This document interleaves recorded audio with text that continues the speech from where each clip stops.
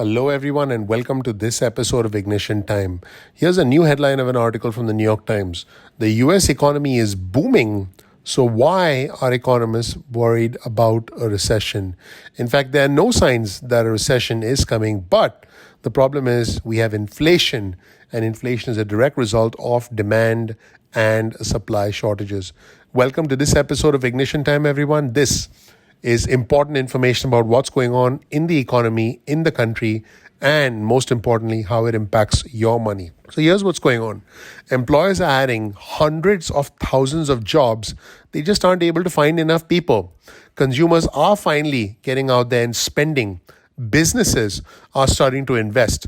People are making more and more money, but the problem is that inflation is causing everything to become more and more expensive. On top of that, we have gas prices which are going up, and there is instability around the world. If you've been following the news, not only do we have the Russia-Ukraine crisis, but the crazy Prime Minister of Pakistan. In case you're thinking, what does Pakistan have to do with me? Well, folks, everything is interconnected. The crazy Prime Minister of Pakistan has actually dissolved Parliament in an effort to stay in power. Folks, in the end, everything has a chain reaction. When a country like Pakistan tries to become closer to China, to Russia, what they try and do is disrupt the world order. America then needs to strengthen its relationship with its allies, specifically allies in Europe.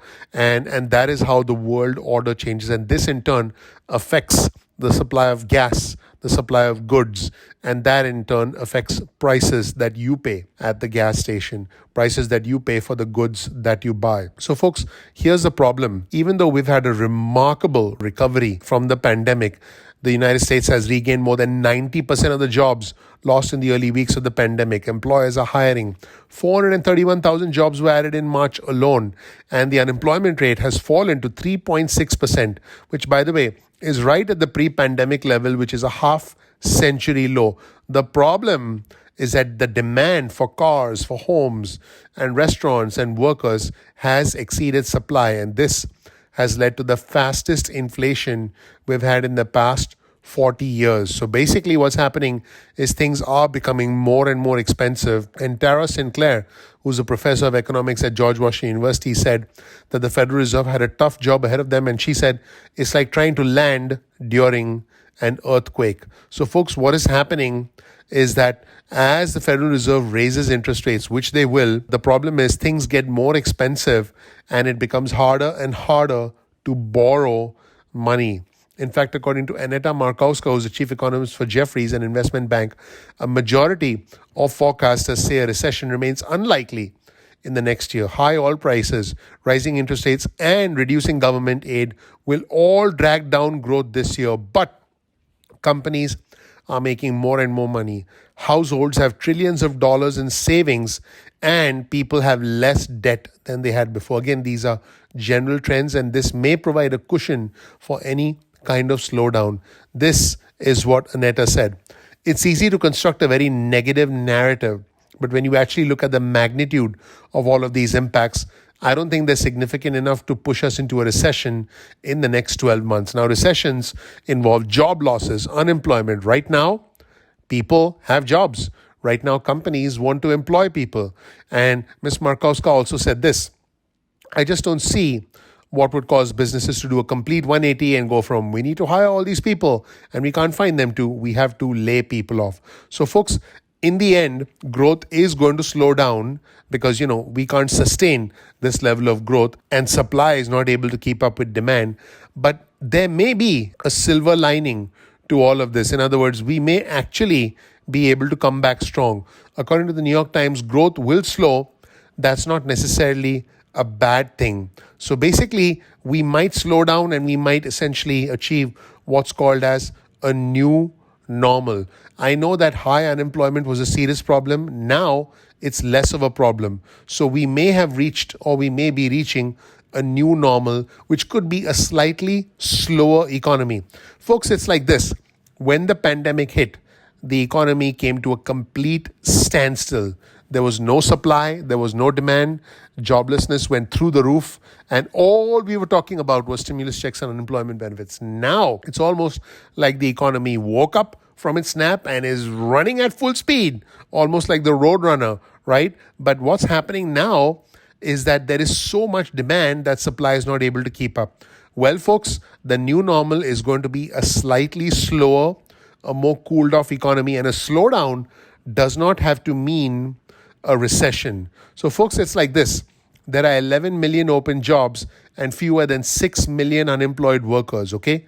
There are more home buyers than there are homes to buy, and there are more car buyers than available cars.